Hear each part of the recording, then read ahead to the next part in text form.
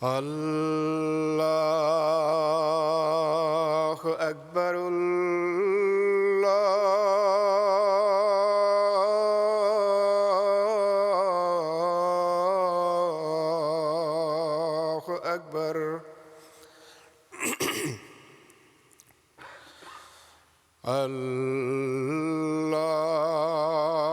اللہ اکبر اللہ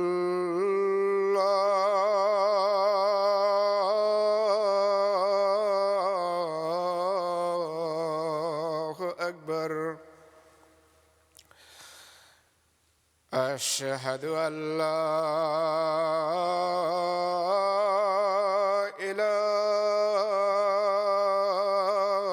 إله إلا الله أشهد أن لا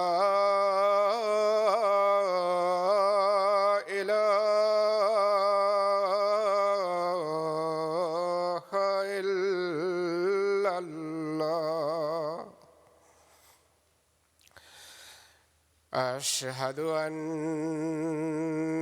محمدًا رسول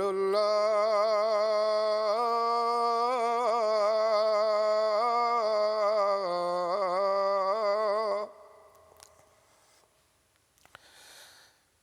أشهد أن محمدًا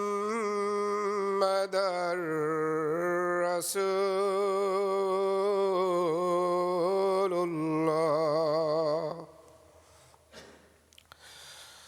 حي على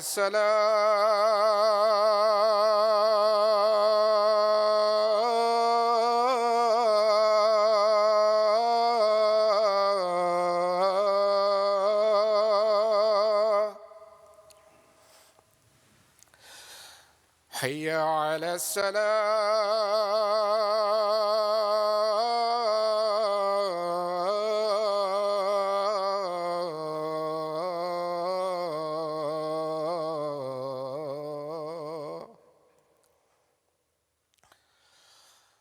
حي على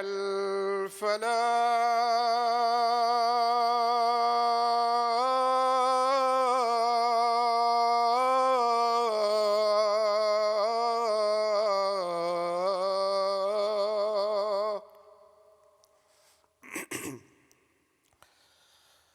حي على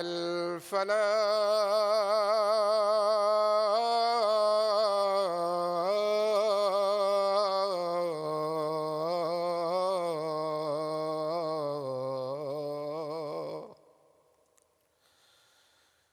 الله أكبر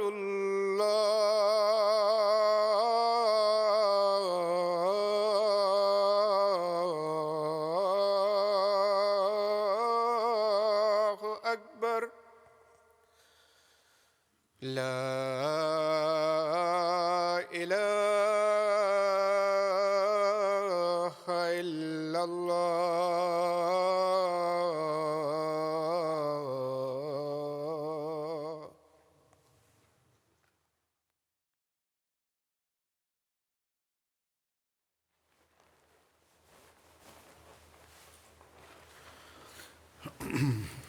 السلام علیکم ورحمۃ اللہ.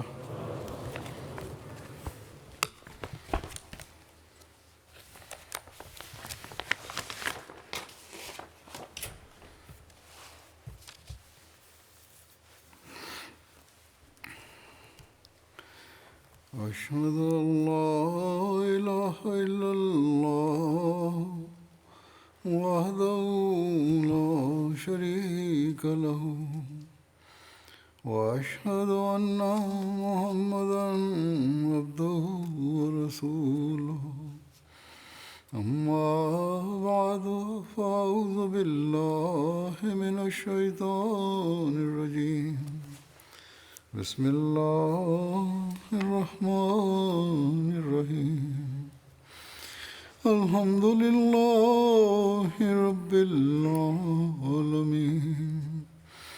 الرحمن الرحيم مالك يوم الدين إياك نعبد وإياك نستعين اهدنا الصراط المستقيم صراط الذين أنعمت عليهم غير المغضوب عليهم ولا الضالين.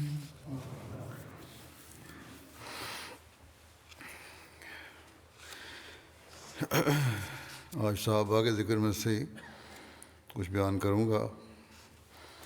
پہلا جو ذکر ہے وہ حضرت ابو لبابہ بن عبد المنذر کا ہے. ان کے بارے میں بعض اور روایات ملی ہیں، وہ بھی پیش کر دیتا ہوں. تفصیل تو پہلے بھی آ چکی ہے. علامہ ابن عبد البر اپنی تصنیف الاستیاب میں لکھتے ہیں کہ حضرت عبداللہ بن عباس رضی اللہ تعالیٰ عنہ قرآن مجید کی آیت وآخرون طرفوا بذنوبہم خلطوا عملا صالحا وآخر سیئا، کہ اور کچھ دوسرے ہیں جنہوں نے اپنے گناہوں کا اعتراف کیا، انہوں نے اچھے اعمال اور دوسرے بد اعمال ملا جلا لیے. میں فرماتے ہیں عبداللہ بن عباس کہ یہ آیت ابو لبابہ اور ان کے ساتھ 7، 8 یا 9 آدمیوں کے بارے میں نازل ہوئی. یہ حضرات غزوہ تبوک سے پیچھے رہ گئے تھے، بعد میں شرمسار ہوئے اور خدا کے حضور توبہ کی اور اپنے آپ کو ستونوں کے ساتھ باندھ لیا. ان کا اچھا عمل توبہ اور ان کا برا عمل جہاد سے پیچھے رہنا تھا. مجمع بن جاریہ سے روایت ہے کہ حضرت خنساء بنت خدام حضرت انیس بن قتادہ کی زوجیت میں تھیں جب آپ غزوہ احد کے دن شہید ہوئے.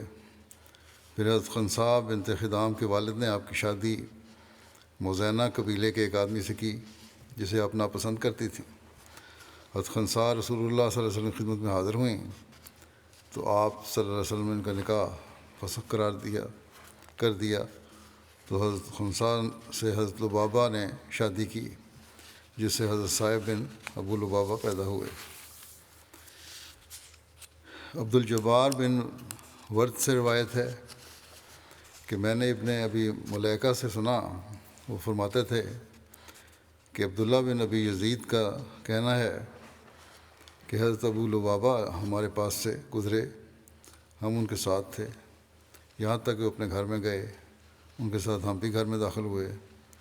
ہم نے دیکھا کہ ایک شخص پھٹے پرانے کپڑے میں بیٹھا ہے. میں نے اسے سنا، وہ کہتا تھا کہ میں نے رسول اللہ صلی اللہ علیہ وسلم کو یہ فرماتے ہوئے سنا ہے کہ جو شخص قرآن کو خوش آواز سے نہ پڑھے وہ ہم میں سے نہیں ہے. پھر ذکر ہے حضرت ابو الضیاح بن ثابت بن نعمان کا. ایک روایت میں ہے کہ حضرت ابو الضیاح حضرت صلی اللہ علیہ وسلم کے ساتھ غزوہ بدر کے لیے نکلے تھے، لیکن پنڈلی پر پتھر کی نوک لگنے سے زخم آیا جس کی وجہ سے وہ واپس لوٹ گئے اور رسول اللہ صلی اللہ علیہ وسلم نے ان کا حصہ رکھا بدر میں. پھر حضرت انسا مولا رسول اللہ صلی اللہ علیہ وسلم کا ذکر ہے.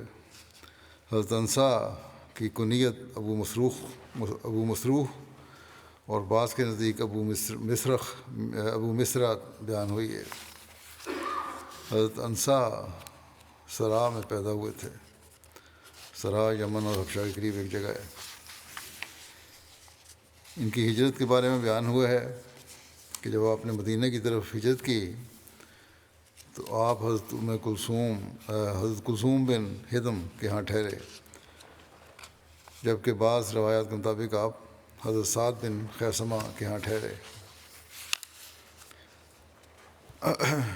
امام زہری بیان کرتے ہیں کہ رسول اللہ صلی اللہ علیہ وسلم ظہر کے بعد ملاقات کرنے والوں کو ملنے کی اجازت دے دیا کرتے تھے، اور آپ صلی اللہ علیہ وسلم سے ان لوگوں کے لیے حضرت انسا اجازت لیا کرتے تھے۔ اندر گھر اطلاع دینی ملاقاتیوں کی آپ کا کام تھا۔ پھر ذکر ہے حضرت مرثد بن ابی مرثد کا۔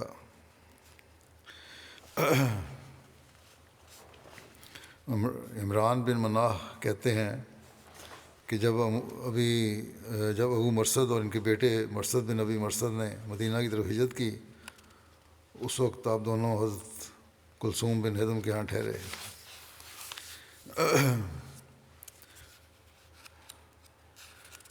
محمد بن عمر کہتے ہیں کہ آپ غزوہ احد میں بھی شریک ہوئے اور سریہ رجی والے دن آپ کی شہادت ہوئی۔ حضرت مرثد کے ایک بیٹے انیس بن مرثد بن ابی مرثد الغنوی کا ذکر ملتا ہے۔ آپ کو انس بھی کہا جاتا ہے، مگر انیس اکثر ملتا ہے۔ آپ رسول اللہ صلی اللہ علیہ وسلم کے ساتھ فتح مکہ اور غزوہ حنین میں شامل تھے۔ ابن حجر نے حضرت مرثد کی شہادت صفر 4 ہجری بیان کی ہے۔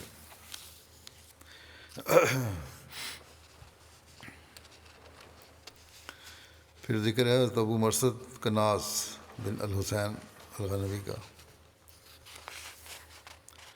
ان کا نام کناز تھا، ولدیت حسین بن یربو۔ آپ کے نام کے بارے میں اختلاف پایا جاتا ہے۔ بعض کے نزدیک آپ کا نام کناز بن حسین، جبکہ بعض کے نزدیک حسین بن کناز تھا، اور یہ بھی کہا گیا ہے کہ ان کا نام ایمن تھا، مگر زیادہ مشہور کناز بن حسین ہی تھے۔ حضرت ابو مرثد حضرت حمزہ کے ہم عمر اور ان کے حلیف تھے۔ آپ لمبے قد کے مالک تھے اور آپ کے سر کے بال گھنے تھے۔ حضرت ابو مرثد اور ان کے بیٹے حضرت مرثد رضی اللہ عنہ دونوں کو غزوہ بدر میں شرکت کی توفیق ملی۔ آپ کے بیٹے حضرت مرثد واقعہ رجی میں شہید ہوئے، پہلے بیان ہو چکا ہے۔ حضرت ابو مرثد کے ایک پوتے حضرت انیس بن مرثد بھی نبی کریم صلی اللہ علیہ وسلم کے صحابی تھے۔ وہ فتح مکہ اور غزوہ حنین میں نبی کریم صلی اللہ علیہ وسلم کے ہمراہ تھے۔ بیان ہوا ہے کہ ربیع الاول 2 ہجری کو حضرت صلی اللہ علیہ وسلم نے 30 شتر سوار مہاجرین کا ایک دستہ اپنے چچا حضرت حمزہ بن عبد المطلب کی قیادت میں مدینہ سے مشرق جانب سیف البحر علاقہ ایز کی طرف روانہ فرمایا۔ حضرت حمزہ اور ان کے ساتھی جلدی وہاں پہنچے تو کیا دیکھتے ہیں کہ مکہ کا رئیس اعظم ابو جہل 300 سواروں کا ایک لشکر لیے ان کے استقبال کو موجود ہے۔ دونوں فوجیں ایک دوسرے کے مقابلے میں صف آرائی کرنے لگ گئیں اور لڑائی شروع ہونے والی تھی کہ اس علاقے کے رئیس مجدی بن عمر الجہنی نے، جو دونوں فریقوں کے ساتھ تعلق رکھتا تھا، درمیان میں پڑھ کر بیچ بچاؤ کروایا اور لڑائی ہوتے رک گئی۔ یہ مہم سریہ حمزہ بن عبد المطلب کے نام سے مشہور ہے۔ حضرت ابو مرثد بھی اس سریے میں شامل تھے۔ روایت میں ذکر ہے کہ نبی کریم صلی اللہ علیہ وسلم نے سب سے پہلا لواء جھنڈا حضرت حمزہ کو باندھا تھا، اور اس سریے میں حضرت حمزہ کا یہ جھنڈا حضرت ابو مرثد رضی اللہ عنہ اٹھائے ہوئے تھے۔ پھر ذکر ہے حضرت سلید بن قیس بن عمر کا۔ حضرت سلید کا تعلق انصار کے قبیلہ خزرج کی شاخ بنو عدی بن نجار سے تھا۔ حضرت سلید کی والدہ کا نام حضرت زغیبہ بنت زرارہ تھا، جو حضرت اسد بن زرارہ کی ہمشیرہ تھیں۔ ایک روایت میں بیان ہے کہ حضرت خالد بن ولید کے بھائی ولید بن ولید کو غزوہ بدر کے موقع پر حضرت سلید بن قیس نے قید کیا تھا۔ فتح مکہ کے موقع پر انصار کے قبیلہ بنو مازن کا جھنڈا حضرت سلید بن قیس کے پاس تھا۔ اسی طرح غزوہ حنین کے موقع پر بھی بنو مازن کا جھنڈا حضرت سلید کے پاس تھا۔ 13 ہجری میں، جبکہ بعض کے مطابق 14 ہجری کے آغاز میں حضرت عمر کے دور خلافت میں جنگ جسر کا واقعہ پیش آیا۔ یہ جنگ مسلمانوں اور فارسیوں کے درمیان موجودہ عراق کے علاقے میں لڑی گئی۔ اس جنگ میں مسلمانوں کے سپہ سالار حضرت ابو عبید بن مسعود ثقفی تھے، اس لیے اس جنگ کو جنگ جسر ابی عبید بھی کہتے ہیں۔ اس جنگ کے مزید نام ہیں جنگ مروحہ، جو دریائے فرات کے مغربی کنارے واقع ایک جگہ کا نام ہے، جنگ قص الناطف، یہ بھی دریائے فرات کے مشرقی کنارے پر کوفہ کے قریب ایک جگہ کا نام ہے۔ اس جنگ میں 2000 ایرانی تحت طیب ہوئے، جبکہ بعض روایات کے مطابق 6000 ایرانی مارے گئے۔ مسلمانوں کی طرف سے بعض روایات کے مطابق اس جنگ میں 1800 مسلمان شہید ہوئے، جبکہ بعض کے مطابق 4000 مسلمان شہید ہوئے، جن میں 70 انصار اور 22 مہاجرین بھی شامل تھے۔ ان شہداء میں حضرت سلید بن قیس بھی شامل تھے۔ بعض کے نزدیک اس معرکے میں سب سے آخر میں شہید ہونے والے حضرت سلید بن قیس تھے۔ بعض مورخین کے مطابق آپ کی نسل آگے نہیں چلی، جبکہ بعض کے مطابق آپ کے بیٹے کا نام عبداللہ بن سلید تھا، جس نے آپ سے ایک روایت بیان کی ہے۔ ایک دوسری روایت کے مطابق حضرت سلید کی ایک بیٹی تھی جس کا نام سبیتہ تھا، جو حضرت سخیلہ بنت سمہ کے وطن سے تھی۔ اسد الغابہ کے مؤلف لکھتے ہیں کہ آپ کی اولاد کی نسل آگے نہیں چلی۔ عبداللہ بن سلید بن قیس اپنے والد حضرت سلید بن قیس سے روایت کرتے ہیں کہ انصار میں سے ایک شخص کا باغ تھا جس میں کسی دوسرے انصاری شخص کے کھجور کے درخت تھے، اور وہ شخص اس باغ میں صبح شام آیا کرتا تھا۔ رسول اللہ صلی اللہ علیہ وسلم نے اس کو حکم دیا کہ اس کے درختوں میں سے جو باغ کی دیوار کے ساتھ لگے ہوئے ہیں ان کی کھجوریں اس انصاری کو دیا کریں جس کا باغ تھا۔ پھر ذکر ہے حضرت مجزر بن زیاد کا۔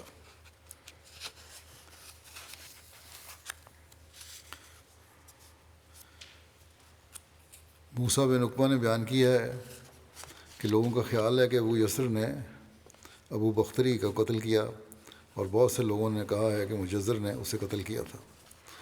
حضرت مجزر نے جاہلیت میں سوید بن صامت کو قتل کر دیا تھا، اور اس قتل نے جنگ بواس کو برانگیختہ کیا تھا۔ بعد میں حضرت مجزر اور حضرت حارث بن سوید بن صامت نے اسلام قبول کر لیا، لیکن حارث بن سوید موقع کی تلاش میں رہے کہ اپنے والد کے بدلے میں انہیں قتل کریں۔ غزوہ احد میں جب قریش نے مڑ کر مسلمانوں پر حملہ کیا تو حارث بن سوید نے پیچھے سے ان کی گردن پر وار کر کے انہیں شہید کر دیا۔ غزوہ حمراء الاسد سے واپسی پر حضرت جبرائیل حضرت صلی اللہ علیہ وسلم کے پاس آئے اور آپ کو بتایا حارث بن سوید نے مجزر بن زیاد کو دھوکے سے قتل کر دیا، اور حضرت صلی اللہ علیہ وسلم کو حکم دیا کہ آپ حارث بن سوید کو مجزر بن زیاد کے بدلے میں قتل کریں۔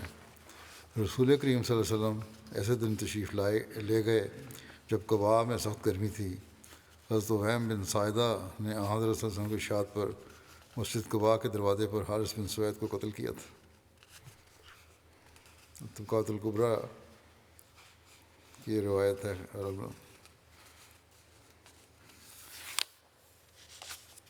پھر حضرت رفاع بن رافع بن مالک بن عجلان کا ذکر ہے۔ لکھا ہے کہ حضرت رفاع بن رافع کے قبول اسلام کا واقعہ اس طرح بیان ہوا ہے کہ معاذ بن رفاع اپنے والد سے روایت کرتے ہیں کہ وہ حضرت رفاع بن رافع اور ان کے خالہ زاد بھائی حضرت معاذ بن افراء نکلے اور مکہ مکرمہ پہنچے۔ جب دونوں ثنیہ پہاڑی سے نیچے اترے تو انہوں نے ایک شخص کو درخت کے نیچے بیٹھے دیکھا۔ راوی کے مطابق یہ واقعہ 6 انصاریوں کے نکلنے سے پہلے کا ہے، یعنی بیعت عقبہ اولیٰ سے پہلے کا واقعہ ہے۔ کہتے ہیں کہ جب ہم نے آپ کو دیکھا اس شخص کو تو وہاں حضرت صلی اللہ علیہ وسلم تھے. تو ہم نے کہا کہ اس شخص کے پاس چلتے ہیں اور اپنا سامان اس کے پاس رکھوا دیتے ہیں یہاں تک کہ بیت اللہ کا طواف کرائے. ہم نے کہتے ہیں کہ ہم نے آپ صلی اللہ علیہ وسلم کو جاہلیت کے رواج کے مطابق سلام کیا، مگر آپ نے اسلامی طریقے کے مطابق سلام کا جواب دیا. اور ہم کہتے ہیں کہ ہم نبی کے بارے میں سن تو چکے تھے کہ مکہ میں دعویٰ کیا ہے کسی نے، مگر ہم نے آپ کو نہ پہچانا. ہم نے آپ کو نہ پہچانا. ہم نے آپ صلی اللہ علیہ وسلم سے پوچھا کہ آپ کون ہیں؟ آپ نے کہا کہ نیچے اتر آؤ. بس ہم نیچے اتر آئے اور آپ سے پوچھا کہ وہ شخص کہاں ہے جو نبوت کا دعوے دار ہے. اور وہ کہتا ہے کہ جو بھی وہ کہتا ہے، یعنی جو بھی دعویٰ ہے اس کا اپنے دعوے کے متعلق کہتا ہے. آپ صلی اللہ علیہ وسلم نے فرمایا وہ میں ہی ہوں. پھر کہتے ہیں میں نے کہا کہ مجھے اسلام کے بارے میں بتائیں. تو آپ صلی اللہ علیہ وسلم نے ہمیں اسلام کے بارے میں بتایا اور پوچھا کہ آسمانوں اور زمین اور پہاڑوں کو کس نے پیدا کیا ہے؟ ہم نے کہا انہیں اللہ تعالیٰ نے پیدا کیا. آپ صلی اللہ علیہ وسلم نے پوچھا کہ تمہیں کس نے پیدا کیا ہے؟ ہم نے کہا کہ اللہ تعالیٰ نے. آپ صلی اللہ علیہ وسلم نے پوچھا یہ بت کس نے پیدا کیے ہیں جن کی تم عبادت کرتے ہو؟ ہم نے کہا یہ ہم نے خود بنائے ہیں. آپ صلی اللہ علیہ وسلم نے پوچھا پھر پیدا کرنے والا عبادت کا زیادہ حقدار ہے یا وہ جن کو پیدا کیا گیا ہے؟ پھر تو تم زیادہ حقدار ہو کہ تمہاری عبادت کی جائے کیونکہ تم بتوں کے پیدا کرنے والے ہو. اور فرمایا پھر آپ نے کہ میں اللہ کی عبادت اور اس کی گواہی کی طرف بلاتا ہوں کہ اللہ کے سوا کوئی معبود نہیں، اور یہ کہ میں اللہ کا رسول ہوں، اور آپس میں صلہ رحمی کرنے اور دشمنی کو چھوڑ دینے کی طرف بلاتا ہوں جو لوگوں کے ظلم کی وجہ سے ہو. ہم نے کہا کہ نہیں، اللہ کی قسم اگر جس چیز کی طرف آپ بلاتے ہیں جھوٹی ہوئی تو بھی یہ عمدہ باتیں ہیں اور آسن اخلاق ہیں. آپ ہماری سواری کو سنبھالیں یہاں تک کہ ہم طواف کرائیں. معاذ بن افراء آپ صلی اللہ علیہ وسلم کے پاس ہی بیٹھے رہے. رفاع بن رافع کہتے ہیں بس میں بیت اللہ کا طواف کرنے گیا. میں نے 7 تیر نکالے اور ایک تیر آپ صلی اللہ علیہ وسلم کے مقرر کر لیا. یہ ان کا طریقہ تھا، یہ اپنے دل کی تسلی کے لیے تیروں سے شگون لیا کرتے تھے. کہتے ہیں پھر بیت اللہ کی طرف متوجہ ہوئے اور دعا مانگی، اے اللہ محمد صلی اللہ علیہ وسلم جس چیز کی طرف بلاتے ہیں اگر وہ حق ہے تو 7 بار انہی کا تیر نکال. میں نے 7 بار کرا ڈالا اور 7 بار آپ کا ہی تیر نکلا. میں زور سے بولا اشہد ان لا الہ الا اللہ و ان محمد رسول اللہ. بس لوگ میرے پاس جمع ہو گئے اور کہنے لگے یہ شخص مجنون ہے، صابی ہو گیا. میں نے کہا بلکہ مومن آدمی ہے. پھر میں مکے کے بالائی تک علاقے میں آ گیا. جس کی تم باتیں کر رہے ہو تو مجنون ہے، صابی ہے. لیکن میں نے کہا نہیں، بلکہ مجھے تو لگتا ہے مومن آدمی ہے. پھر میں مکے کے بالائی علاقے میں آ گیا. بس جب معاذ نے مجھے دیکھا تو کہا رفاع ایسے نورانی چہرے کے ساتھ آ رہا ہے جیسا کہ جاتے وقت نہ تھا. بس یعنی کلمہ پڑھنے سے پہلے وہ نورانی چہرہ نہیں تھا جیسا کہ اب ہے. بس میں آیا اور اسلام قبول کیا. رسول اللہ صلی اللہ علیہ وسلم نے ہمیں سورہ یوسف اور اقرأ بسم ربک الذی خلق پڑھائی. پھر ہم واپس آ گئے. حضرت رفاع بن رافع بیان کرتے ہیں کہ بدر کے دن میری آنکھ میں تیر لگا جس کی وجہ سے میری آنکھ پھوٹ گئی. تو حضرت صلی اللہ علیہ وسلم نے میری آنکھ پر اپنا لعاب لگایا اور میرے لیے دعا کی تو مجھے اس سے کوئی تکلیف نہ ہوئی. ایک دوسری روایت کے مطابق جنگ بدر کے دن تیر حضرت رفاع بن رافع کو نہیں بلکہ ان کے والد رافع بن مالک کی آنکھ میں لگا تھا. بہرحال اللہ بہتر جانتا ہے، لیکن بہرحال نتیجہ وہی ہے کہ تکلیف دور ہوئی. حضرت رفاع بن رافع کہتے ہیں کہ رسول اللہ صلی اللہ علیہ وسلم ایک دن مسجد میں بیٹھے ہوئے تھے، ہم بھی آپ کے ساتھ تھے. اسی دوران ایک شخص آپ کے پاس آیا جو بدوی لگ رہا تھا. اس نے آ کر نماز پڑھی اور بہت ہلکی پڑھی. پھر مڑا نبی کریم صلی اللہ علیہ وسلم کو سلام کیا تو نبی کریم صلی اللہ علیہ وسلم نے فرمایا اور تم پر بھی سلام ہو، واپس جاؤ پھر سے نماز پڑھو، کیونکہ تم نے نماز نہیں پڑھی۔ وہ پھر گیا اور نماز پڑھی۔ پھر وہ آیا اور آ کر اس نے آپ کو سلام کیا۔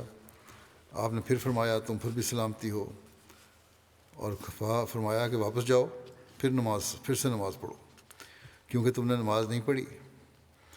اس طرح اس نے 2 بار یا 3 بار کیا۔ ہر بار وہ نبی کریم صلی اللہ علیہ وسلم کے پاس آ کر آپ کو سلام کرتا اور آپ فرماتے تم پر بھی سلام ہو، واپس جاؤ پھر سے نماز پڑھو، کیونکہ تم نے نماز نہیں پڑھی۔ تو لوگ ڈرے اور ان پر یہ بات گراں گزری کہ جس نے ہلکی نماز پڑھی ہے اس نے نماز ہی نہ پڑھی۔ تو بیٹھے ہوئے تھے لوگ صحابہ ارد گرد، ان کو بڑا خوف محسوس ہوا کہ اس کا مطلب ہلکی نمازیں تو پھر نماز ہی نہیں ہے۔ ہمیں بھی اپنا جائزہ لینا چاہیے اس لحاظ سے۔ آخر اس آدمی نے عرض کیا کہ ہمیں پڑھ کر دکھا دیں اور مجھے سکھا دیں، میں انسان ہی تو ہوں، میں صحیح بھی کرتا ہوں اور مجھ سے غلطی بھی ہو جاتی ہے۔ تو آپ نے فرمایا ٹھیک ہے، جب تم نماز کے لیے کھڑے ہونے کا ارادہ کرو تو پہلے وضو کرو جیسے اللہ نے تمہیں وضو کرنے کا حکم دیا ہے۔ پھر اگر تمہیں کچھ قرآن یاد ہو تو اسے پڑھو، ورنہ الحمدللہ، اللہ اکبر اور لا الہ الا اللہ کہو۔ پھر رکوع میں جاؤ اور خوب اطمینان سے رکوع کرو۔ اس کے بعد بالکل سیدھے کھڑے ہو جاؤ، پھر سجدہ کرو اور خوب اعتدال سے سجدہ کرو، پھر بیٹھو اور خوب اطمینان سے بیٹھو، پھر اٹھو۔ جب تم نے ایسا کر لیا تو تمہاری نماز پوری ہو گئی، اور اگر تم نے اس میں کچھ کمی کی تو تم نے اتنی ہی اپنی نماز میں سے کمی کی۔ حضرت رفاع بن رافع سے روایت ہے کہ وہ نبی کریم صلی اللہ علیہ وسلم کے پاس بیٹھے ہوئے تھے تو آپ نے فرمایا کہ کسی کی نماز مکمل نہیں ہوتی یہاں تک کہ وہ پوری طرح وضو کرے جیسے اللہ تعالیٰ نے اس کو حکم دیا ہے۔ آپ اپنے چہرے اور دونوں ہاتھوں کو کہنیوں تک دھوئے اور اپنے سر کا مسح کرے اور اپنے دونوں پاؤں ٹخنوں تک دھوئے۔ ایک اور روایت میں حضرت رفاع بن رافع سے اس واقعہ کی روایت ہے کہ انہوں نے کہا کہ جب تم کھڑے ہو اور تم نے قبلہ کی طرف رخ کیا تو اللہ اکبر کہو اور سورہ فاتحہ پڑھو، اور اس کے ساتھ جتنا قرآن اللہ چاہے کہ تم پڑھو، جتنا تمہیں یاد ہے یا جو پڑھنا چاہتے ہو۔ جب تم رکوع کرو تو اپنے دونوں ہتھیلیاں اپنے دونوں گھٹنوں پر رکھو اور اپنی کمر سیدھی رکھو۔ اور انہوں نے کہا جب تم سجدہ کرو تو اطمینان سے سجدہ کرو، اور جب تم سر اٹھاؤ تو اپنے بائیں ران پر بیٹھو۔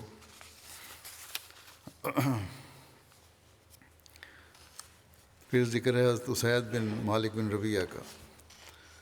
عثمان بن عبید اللہ سے مروی ہے کہ میں نے ابو اسید کو دیکھا تو اپنی داڑھی زرد رنگتے تھے۔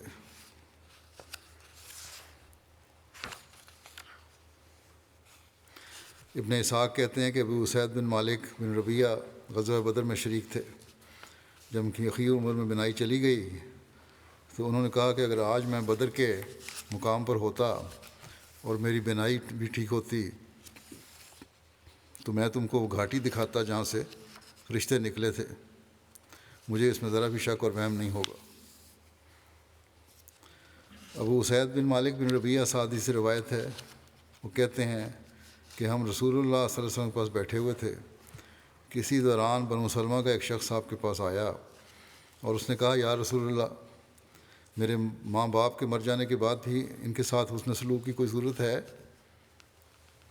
آپ صلی اللہ علیہ وسلم نے فرمایا ہاں، ان کے لیے دعا کرنا اور ان کے لیے استغفار کرنا، ان کے بعد ان کے وعدوں کو پورا کرنا، اور جو ان دونوں کے رشتہ دار ہیں ان سے صلہ رحمی کرنا، انہیں جوڑے رکھنا، ان کے دوستوں کی عزت کرنا۔ اس طرح ان کو بھی ثواب پہنچتا رہے گا، ان کی روح کو بھی ثواب پہنچتا رہے گا، کہ مغفرت کے سامان ہوتے رہیں گے۔ مالک بن ربیعہ سے مروی ہے کہ میں نے نبی کریم صلی اللہ علیہ وسلم کو کہتے سنا، اے اللہ سر منڈوانے والوں کی مغفرت فرما۔ تو ایک شخص نے کہا اور بال کتروانے والوں کی؟ تو آپ نے تیسری یا چوتھی مرتبہ فرمایا اور بال کتروانے والوں کی۔ میں بھی اس روز سر منڈائے ہوئے تھا، مجھے جو مسرت ہوئی اس سے وہ مجھے سرخ اونٹ یا بہت زیادہ مال ملنے پر بھی نہ ہوتی۔ عثمان بن ارقم اپنے والد سے روایت کرتے ہیں کہ رسول اللہ صلی اللہ علیہ وسلم نے بدر کے دن فرمایا تمہارے پاس جو مال غنیمت ہے اسے چھوڑ دو، تو حضرت ابو اسید السعدی نے عائض المرزبان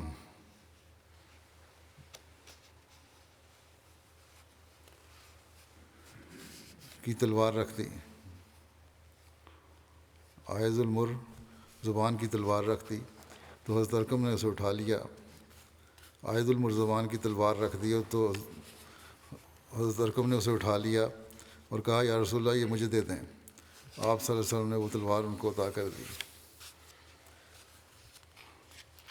پھر حضرت عبداللہ بن عبد الاسد کا ذکر ہے۔ ایک روایت میں ہے کہ محمد بن عمارہ کہتے ہیں کہ مکے سے ہجرت کر کے مدینہ آنے والوں میں سب سے پہلے ہمارے پاس حضرت ابو سلمہ بن عبد الاسد تشریف لائے۔ وہ 10 محرم کو مدینہ آئے، جبکہ رسول اللہ صلی اللہ علیہ وسلم 12 ربیع الاول کو مدینہ میں تشریف لائے۔ جو مہاجرین سب سے پہلے آئے اور بنو عمر بن عوف میں ٹھہرے، اور وہ مہاجرین جو آخر پر آئے ان کے درمیان 2 مہینوں کا فرق ہے۔ حضرت ام سلمہ بیان کرتے ہیں کہ انہوں نے حضرت ابو سلمہ نے جب مدینہ ہجرت کی تو قباء میں حضرت مبشر بن عبد المنذر کے ہاں ٹھہرے۔ ہجرت کی تو قباء میں حضرت مبشر بن عبد المنذر کے ہاں ٹھہرے۔ وہ رسول اللہ صلی اللہ علیہ وسلم نے حضرت ابو سلمہ بن عبد الاسد اور حضرت سعد بن خیثمہ کے درمیان مواخات قائم فرمائی۔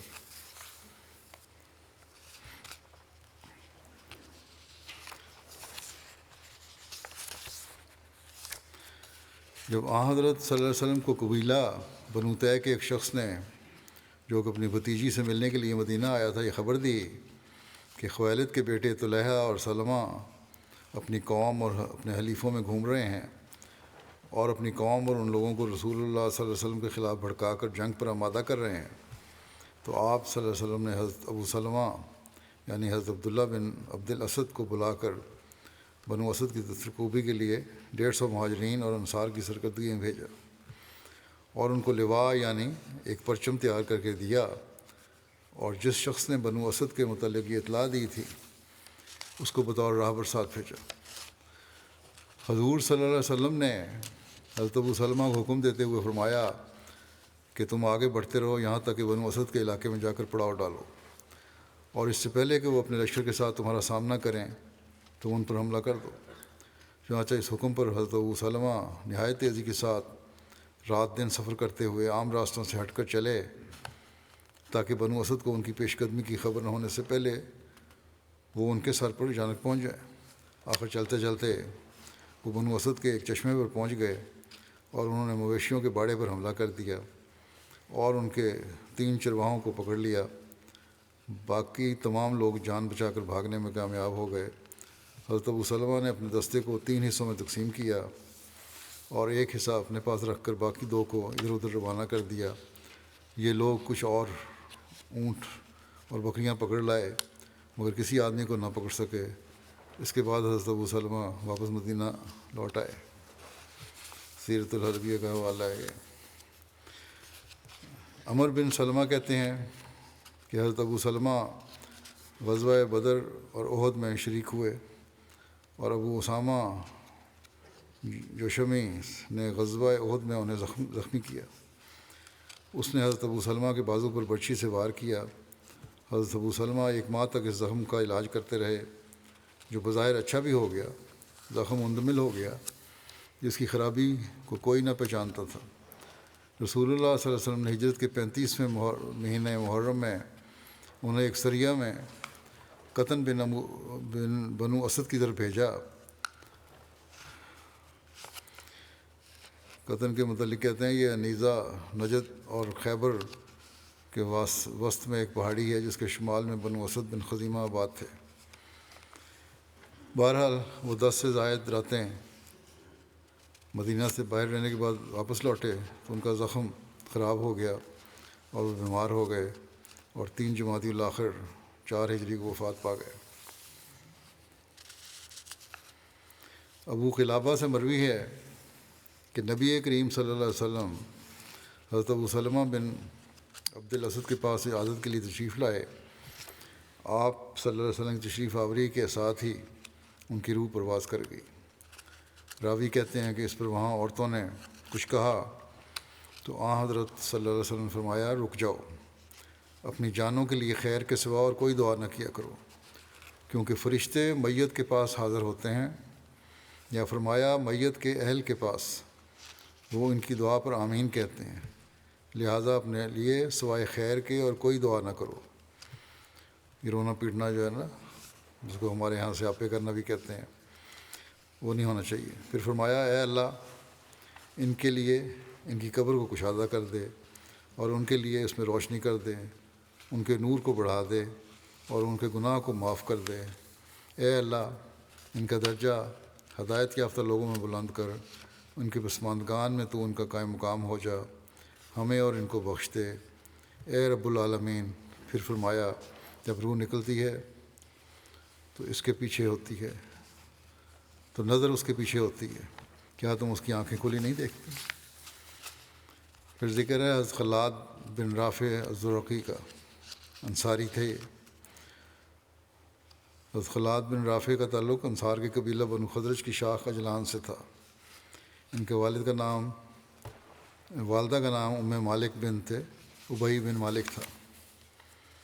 حضرت خلاد کے بیٹے کا نام یحییٰ تھا جو ام رافع بنت عثمان بن خلدہ کے بطن سے تھے۔ تمام بچے ان کے وفات پا گئے تھے، یہ لکھا ہے شروع میں ہی۔ جیسا کہ نماز پڑھنے کے بارے میں ایک روایت بیان ہو چکی ہے کہ دوبارہ پڑھو، آپ صلی اللہ علیہ وسلم نے فرمایا 2-3 دفعہ ایک شخص کو۔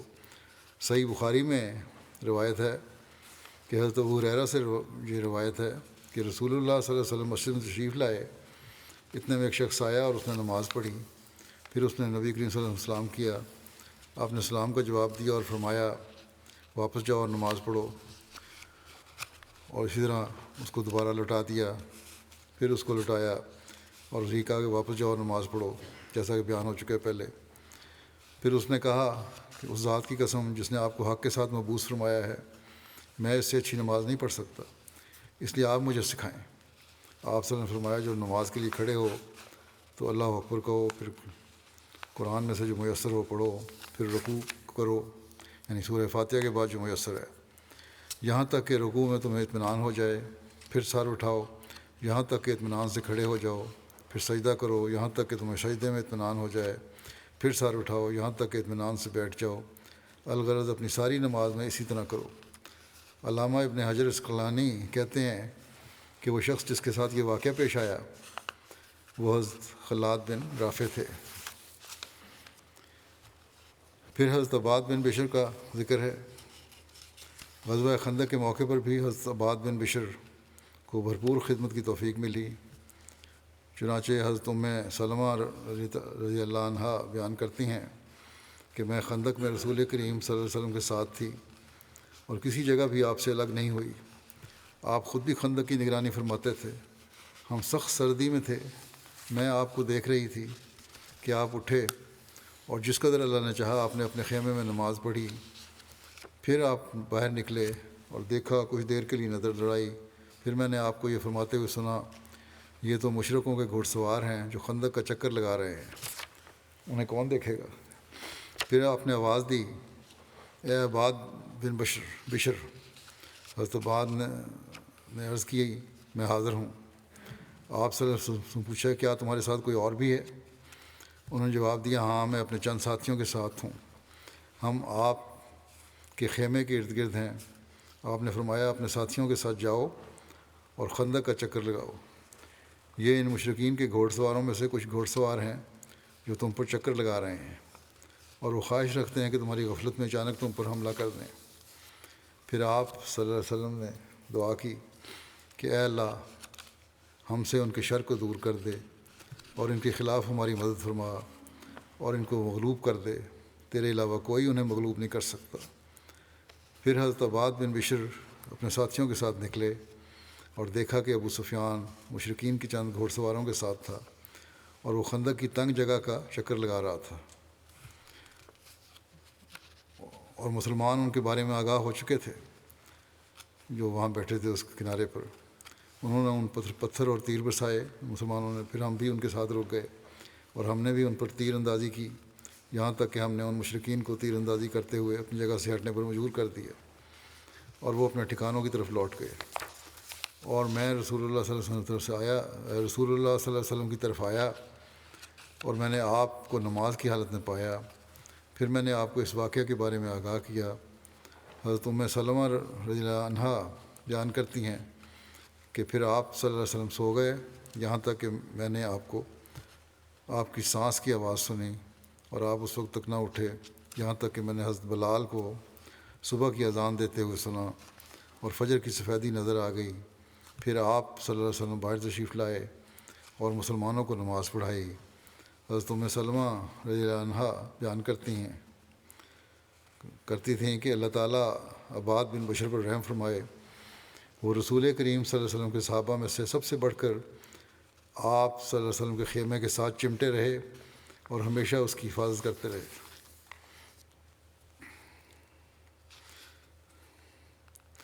حضرت عائشہ فرمایا کرتی تھیں کہ انصار میں سے 3 اشخاص اپنی افضلیت میں جواب نہیں رکھتے، یعنی حضرت اسید بن حضیر، حضرت سعد بن معاذ اور حضرت عباد بن بشر۔ طویل قبیلہ کے متعلق روایت ہے کہ حضرت عباد بن بشر روایت ہے، اس میں حضرت عباد بن بشر کا نام بھی آتا ہے۔ چنانچہ حضرت طویلہ رضی اللہ عنہ سے روایت ہے کہ ہم بنو حارثہ میں ظہر یا عصر کی نماز پڑھ رہے تھے اور 2 رکعت بیت المقدس کی طرف رخ کر کے پڑھی تھی کہ ایک آدمی آیا اور اس نے آ کر انہیں بتایا کہ قبلہ مسجد حرام کی طرف پھیر دیا گیا ہے۔ وہ بیان کرتی ہیں کہ پھر ہم نے جگہ تبدیل کر لی اور مرد عورتوں کی جگہ کی طرف منتقل ہو گئے اور عورتیں مردوں کی جگہ کی طرف۔ ایک روایت کے مطابق اس اطلاع دینے والے آدمی کا نام حضرت عباد بن بشر بن قیزی تھا، جو کہ قبیلہ بنو حارثہ سے تعلق رکھتے تھے، جبکہ ایک دوسرے قول کے مطابق یہ شخص حضرت عباد بن بشر بن وقش تھے، جو بنو عبد الاشل سے تعلق رکھتے تھے۔ صلح حدیبیہ کے موقع پر جب قریش مکہ کی طرف سے سہیل بن عمر نبی کریم صلی اللہ علیہ وسلم کے ساتھ بات چیت کی غرض سے آیا تو اس وقت بھی حضرت عباد بن بشر حضور صلی اللہ علیہ وسلم کے پاس لوہے کی خود پہنے کھڑے تھے اور آپ کے ساتھ ایک اور صحابی حضرت سلمہ بن اسلم بھی تھے۔ دوران گفتگو جب سہیل کی آواز بلند ہوئی تو حضرت عباد بن بشر نے اسے کہا کہ رسول کریم صلی اللہ علیہ وسلم کے پاس اپنی آواز دھیمی رکھو۔ حضرت عباد بن بشر ہر غزوے کے موقع پر پیش رہے، چنانچہ جب عیینہ بن حصن فزاری بنو غطفان کے چند سواروں کے ساتھ غابہ پر حملہ آور ہوا، جہاں نبی کریم صلی اللہ علیہ وسلم کی 2 دھیل اونٹیاں چرا کرتی تھیں، انہوں نے اونٹنیوں کی نگرانی پر متعین آدمی کو قتل کر دیا اور اس کی بیوی اور حضور صلی اللہ علیہ وسلم کی اونٹنیوں کو ساتھ لے گئے۔ جب مدینہ میں خبر پہنچی تو گھڑ سوار نبی کریم صلی اللہ علیہ وسلم کی خدمت میں حاضر ہونے لگے۔ روایت میں ذکر ہے کہ انصار میں سے حضرت مقداد بن اسود رضی اللہ عنہ کے بعد سب سے پہلے حضرت عباد بن بشر رضی اللہ عنہ نبی کریم صلی اللہ علیہ وسلم کے پاس پہنچے۔ یہ مہم غزوہ قرد کے نام سے مشہور ہے، اس کی تفصیل صحیح بخاری میں بھی آئی ہے۔ یزید بن ابی عبید سے روایت ہے کہ انہوں نے کہا میں حضرت سلمہ بن اکوع سے سنا، وہ کہتے تھے کہ میں نماز فجر کی اذان سے پہلے مدینے سے نکل کر غابہ کی طرف گیا۔ رسول اللہ صلی اللہ علیہ وسلم کی 2 دھیل اونٹنیاں ری کرد مقام پر چل رہی تھیں۔ کہتے تھے کہ عبد الرحمن بن عوف کا ایک لڑکا مجھے راستے میں ملا، کہنے لگا رسول اللہ صلی اللہ علیہ وسلم کی اونٹنیاں لے گئے ہیں۔ میں نے کہا کون لے گئے ہیں؟ اس نے کہا غطفان کے لوگ کہتے تھے۔ یہ کہنے لگے کہ یہ سنتے ہی میں نے یا صبح کی آواز 3 بار بلند کی اور ان کو پہنچا دی، جو مدینہ کے 2 پتھریلے میدانوں میں تھے۔ پھر اپنے سامنے بے تحاشا دوڑ پڑا، یہاں تک کہ ان لٹیروں کو جا لیا اور وہ جانوروں کو پانی پلانے لگے تھے۔ میں نے انہیں تیروں کا نشانہ بنایا اور میں اچھا تیر انداز تھا اور یہ ریجز کہتا جاتا تھا میں اقوا کا بیٹا ہوں۔ آج کا دن وہ دن ہے جس میں معلوم ہو جائے گا کہ دودھ پلانے والیوں نے کسے دودھ پلایا ہے۔ اور میں گرجتے ہوئے یہ رجزیہ شعر پڑھتا تھا یہاں تک کہ ان سے تمام دودھیل اونٹنیاں چھڑا لیں اور ان سے 30 چادریں بھی چھین لیں۔ کہتے تھے کہ میں اسی حال میں تھا کہ نبی کریم صلی اللہ علیہ وسلم دوسرے لوگوں سمیت آ پہنچے۔ میں نے کہا نبی اللہ، میں نے ان لوگوں کو پانی نہیں پینے دیا اور وہ پیاسے تھے، آپ ان کی طرف اس وقت دستہ بھیجیے۔ آپ نے فرمایا اقوا کے بیٹے، تم نے ان پر قابو پا لیا ہے، اس لیے نرمی کرو۔ حضرت اقوا کہتے تھے پھر ہم لوٹ آئے اور رسول اللہ صلی اللہ علیہ وسلم نے مجھے اپنے پیچھے اپنی اونٹنی پر بٹھا لیا اور ہم اسی حالت میں مدینہ میں داخل ہوئے۔ پھر ذکر ہے حضرت حاطب بن ابی بلتا کا۔ ان کی وفات 30 ہجری میں مدینہ میں ہوئی، 65 سال کی عمر میں۔ حضرت عثمان نے آپ کی نماز جنازہ پڑھائی۔ ان کے بارے میں مزید لکھا ہے کہ حضرت ابوبکر نے بھی آپ کو مقوقس کے مصر کے پاس مصر بھیجا اور ایک معاہدہ ترتیب دیا جو حضرت عمر بن عاص کے حملہ مصر تک طرفین کے درمیان قائم رہا۔ حضرت حاطب خوبصورت جسم کے مالک تھے، ہلکی داڑھی تھی، گردن جھکی ہوئی تھی، پست قامت کی طرف مائل اور موٹی انگلیوں والے تھے۔ یعقوب بن عتبہ سے مروی ہے کہ حضرت حاطب بن ابی بلتا نے اپنی وفات کے دن 4000 دینار اور درہم چھوڑے۔ اب غلہ وغیرہ کے تاجر تھے اور آپ نے اپنے ترکہ مدینہ میں چھوڑا۔ حضرت جابر سے روایت ہے کہ ایک مرتبہ حاطب کا غلام رسول اللہ صلی اللہ علیہ وسلم کے پاس آیا، آپ کی شکایت لے کر آیا۔ غلام نے کہا اے اللہ کے رسول صلی اللہ علیہ وسلم، حاطب ضرور جہنم میں داخل ہوگا۔ اس پر رسول اللہ صلی اللہ علیہ وسلم نے فرمایا تو نے جھوٹ بولا، وہ اس میں ہرگز داخل نہیں ہوگا کیونکہ وہ غزوہ بدر اور صلح حدیبیہ میں شامل ہوا تھا۔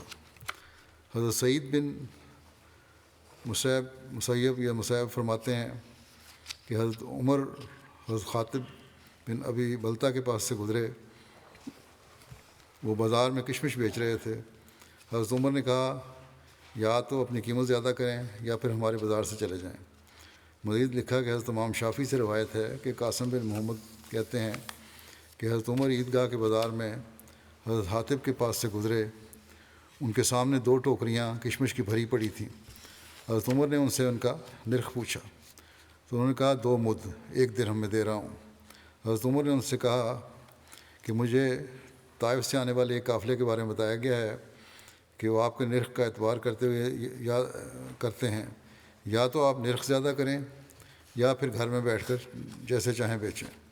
چنانچہ جب حضرت عمر گھر آئے اور سول بچار کی تو پھر حضرت حاطب کے گھر ان سے ملنے گئے اور ان سے کہا جو کچھ میں نے آپ سے کہا تھا وہ میری طرف سے کوئی زبردستی نہیں ہے اور نہ میری طرف سے وہ فیصلہ تھا، میں نے یہ بات صرف شہریوں کی بھلائی کے لیے کی تھی، آپ جہاں چاہیں بیچیں اور جتنے میں چاہیں بیچیں۔ حضرت مسلم موعود اس بارے میں فرماتے ہیں کہ رسول کریم صلی اللہ علیہ وسلم کے زمانے سے مدینہ منورہ میں قیمتوں پر اسلامی حکومت تصرف رکھتی تھی۔ چنانچہ حدیثوں میں آتا ہے کہ حضرت عمر رضی اللہ تعالیٰ عنہ ایک دفعہ مدینہ کے بازار میں پھر رہے تھے کہ آپ نے دیکھا ایک شخص حاطب بن ابی بلتا نامی بازار میں 2 بورے سوکھے انگوروں کے رکھے بیٹھے تھے۔ حضرت عمر نے ان سے بھاؤ دریافت کیا تو انہوں نے 1 درہم کے 2 مد بتائے۔ یہ بھاؤ بازار کے عام بھاؤ سے سستا تھا۔ اس پر آپ نے ان کو حکم دیا کہ اپنے گھر جا کر فروخت کریں، مگر بازار میں اس قدر سستے نرخ پر فروخت نہیں کر سکتے کیونکہ اس سے بازار کا بھاؤ خراب ہوتا ہے اور لوگوں کو بازار والوں پر بدظنی پیدا ہوتی ہے۔ مسلم لکھتے ہیں کہ فقہاء نے اس پر بڑی بحثیں کی ہیں، بعض نے ایسی روایات بھی نقل کی ہیں کہ بعد میں حضرت عمر نے اپنے اس خیال سے رجوع کر لیا تھا، مگر بالعموم فقہاء نے حضرت عمر کی رائے کو ایک قابل عمل اصل کے طور پر تسلیم کیا ہے، اور انہوں نے لکھا ہے کہ اسلامی حکومت کا یہ فرض ہے کہ وہ ریٹ مقرر کرے ورنہ قوم کے اخلاق اور دیانت میں فرق پڑ جائے گا، مگر یہ امر یاد رکھنا چاہیے کہ اس جگہ انہی اشیاء کا ذکر ہے جو منڈی میں لائی جائیں، جو اشیاء منڈی میں نہیں لائی جاتی اور انفرادی حیثیت رکھتی ہیں ان کا یہاں ذکر نہیں ہے۔ بس جو چیزیں منڈی میں لائی جاتی ہیں اور فروخت کی جاتی ہیں ان کے متعلق اسلام کا یہ واضح حکم ہے کہ ایک ریٹ مقرر ہونا چاہیے تاکہ کوئی دکاندار قیمت میں کمی بیشی نہ کر سکے۔ چنانچہ بعض آثار اور احادیث میں فقہاء نے لکھا ہے جن سے اس کی تائید ہوتی ہے۔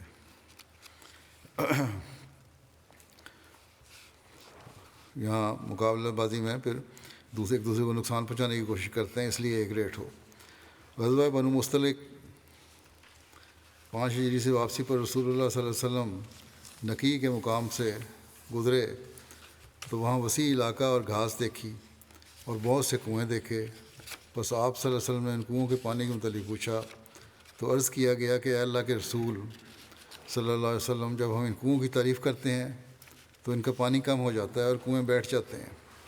اس پر رسول اللہ صلی اللہ علیہ وسلم نے حضرت حاطب بن ابی بلتہ حکم دیا کہ وہ ایک کنواں کھودیں۔ آپ صلی اللہ علیہ وسلم نے نکی کو چراگاہ بنانے کا حکم دیا۔ حضرت بلال بن حارث مزنی کو اس پر نگران مقرر فرمایا۔ حضرت بلال نے عرض کیا کہ اے اللہ کے رسول صلی اللہ علیہ وسلم، میں اس زمین میں سے کتنے حصے کو چراگاہ بناؤں؟ آپ صلی اللہ علیہ وسلم نے فرمایا، جب طلوع فجر ہو جائے تو ایک بلند آواز شخص کو کھڑا کرو۔ فجر رات کے اندھیرے میں تو دور تک آوازیں جاتی ہیں، اس لیے دن کے وقت جب دن چڑھ جائے تو اس وقت ایک شخص کو کھڑا کرو، پھر اسے مکمل نامی پہاڑی پر کھڑا کر کے جہاں تک اس شخص کی آواز جائے اتنے حصے کو مسلمانوں کے گھوڑوں اور اونٹوں کی چراگاہ بنا دو، جس کے ذریعے سے وہ جہاد کر سکیں۔ یعنی جہاد کے لیے جو گھوڑے اور اونٹ ہیں مسلمانوں کے، وہ وہاں چریں ہیں۔ حضرت بلال نے عرض کیا کہ اے اللہ کے رسول صلی اللہ علیہ وسلم، مسلمانوں کے چرنے والے جانوروں کے بارے میں کیا رائے ہے؟ جو دوسرے جانور ہیں مسلمانوں کے، ان کے بارے میں آپ نے فرمایا وہ اس میں داخل نہیں ہوں گے، صرف جہادی کے لیے، جو جہاد کے لیے استعمال ہونے والے ہیں وہی اس جگہ سے چر سکتے ہیں، باقی اپنی اپنی چراگاہوں پر جائیں۔ حضرت بلال نے عرض کیا کہ اے اللہ کے رسول، اس کمزور مرد یا کمزور عورت کے بارے میں آپ کا کیا خیال ہے جس کے پاس قلیل تعداد میں بھیڑ بکریاں ہوں اور وہ انہیں منتقل کرنے پر قدرت نہ رکھتے ہوں؟ آپ صلی اللہ علیہ وسلم نے فرمایا انہیں چھوڑ دو اور انہیں چر دیں دو۔ جو غریبوں کے تھوڑے بہت مال ہے اس کو بے شک چرنے دو۔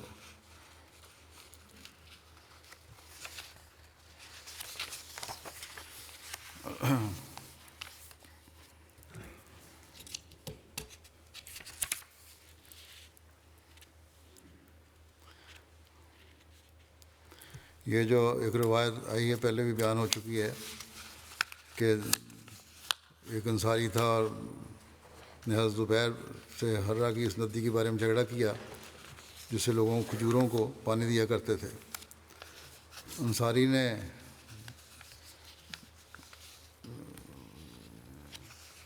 حضرت زبیر سے کہا کہ پانی بہنے دو، اور حضرت زبیر نے نہ مانا تو وہ دونوں نبی کریم صلی اللہ علیہ وسلم کے پاس جھگڑا لائے۔ رسول اللہ صلی اللہ علیہ وسلم نے حضرت زبیر سے فرمایا، زبیر تم اپنے درختوں کو سیراب کر لو، پھر اپنے ہمسائے کے لیے پانی چھوڑ دو۔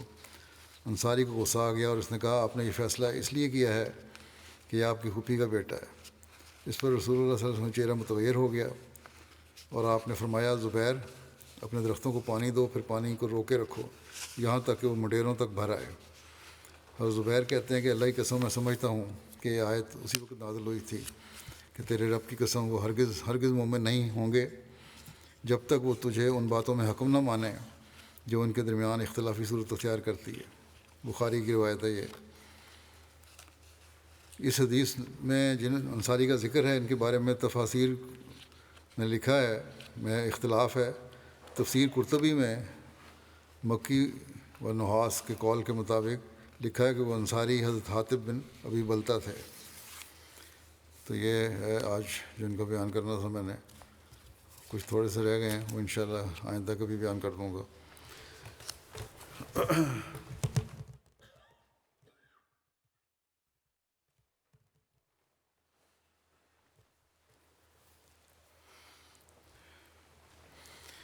الحمد للہ نحمده ونستعینه ونستغفره ونؤمن به ونتوکل علیہ ونعوذ باللہ من شرور